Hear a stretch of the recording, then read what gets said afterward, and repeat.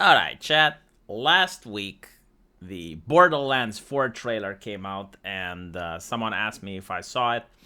And I remember responding to him that I don't care about Borderlands because it's made by Randy Pitchford. And I genuinely don't like that guy to the irrational point that I'm not going to buy the game. And then the person asked me, but it's like, what if the game is really great? Like, what if the game is actually so amazing that it surpasses your dislike of Randy Pitchford? My answer was that if you think this way, you just don't know how dislikable Randy Pitchford is. And so I'm glad that I finally have this article to prove my point. In an interview to IGN, Randy Pitchford said that he responded to a fan who expressed concern about the prospect of paying $80 for Borderlands 4. And he said that if you're a real fan, you'll find a way to make it happen.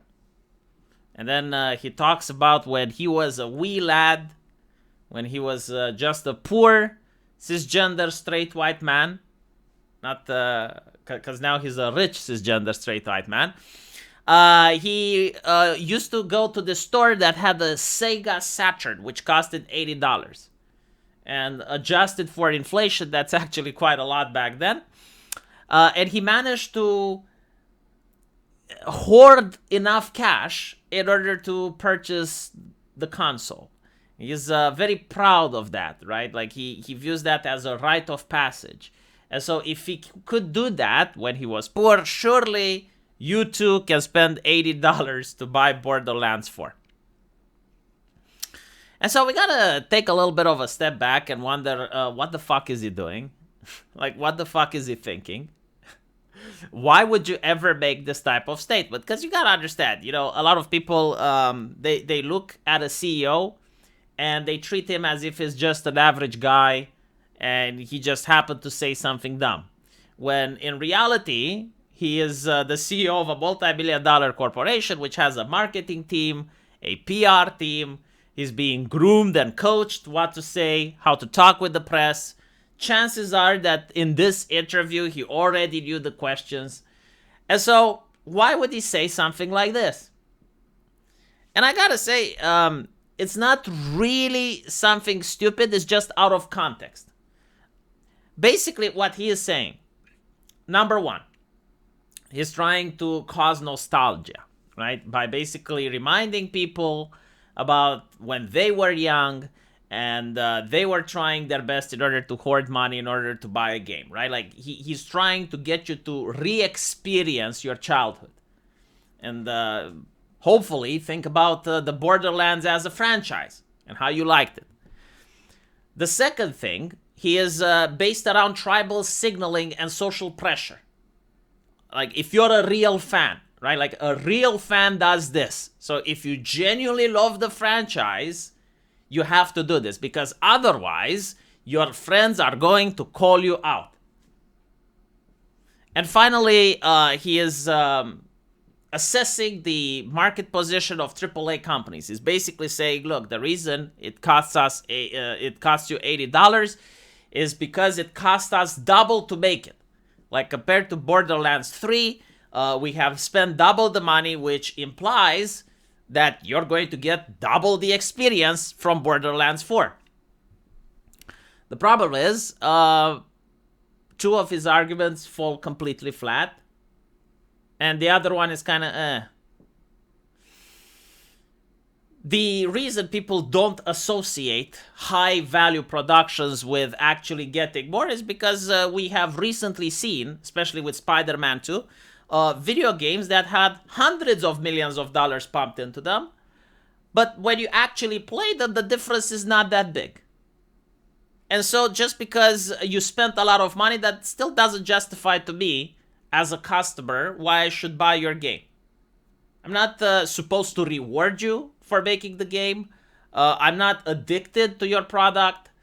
And so if you can't prove to me why I need to pay for your game, I don't care if you spend 600 million, 800 million, or you manage to do it for free. I generally don't give a shit. Right now, in 2025, people are just looking for good games. People are more likely now to play gacha games than to play AAA shit.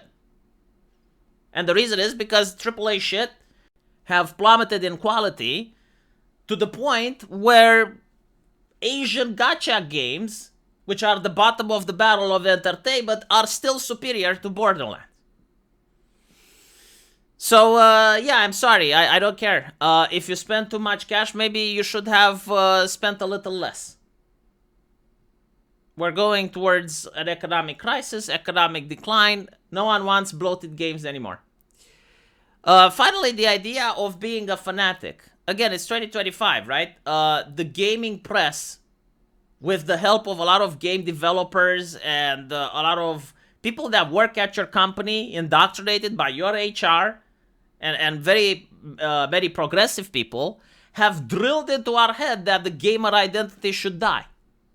Like back in 2018, we had 15 articles coming from various publications and medias. Gamers are dead, gamers are over, it's cringe to call yourself a gamer. E3 even did its best to avoid the word gamer, and instead they would use the word customer, consumer.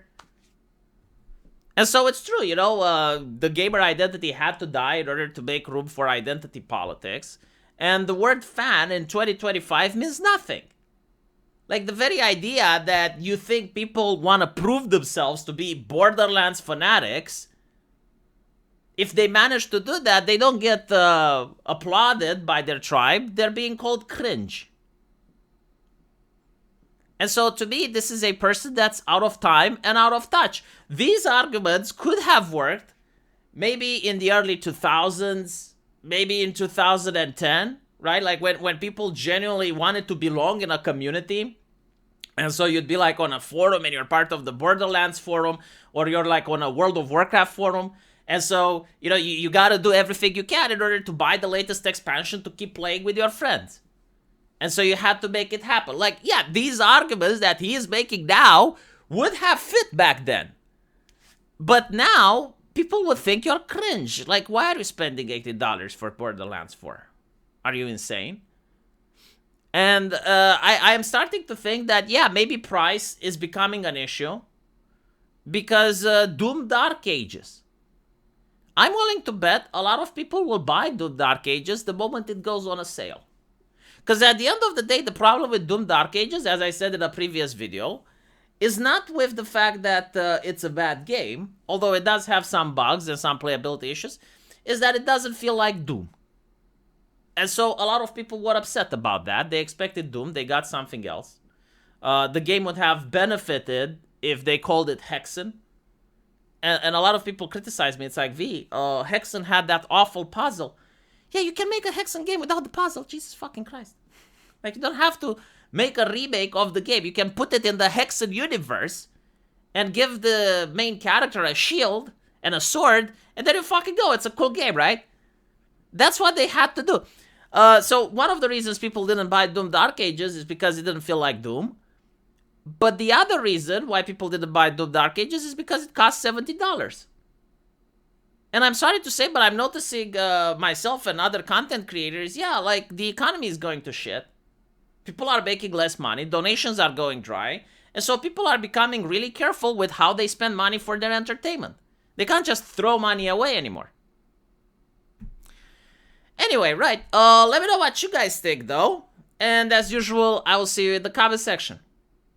Take care.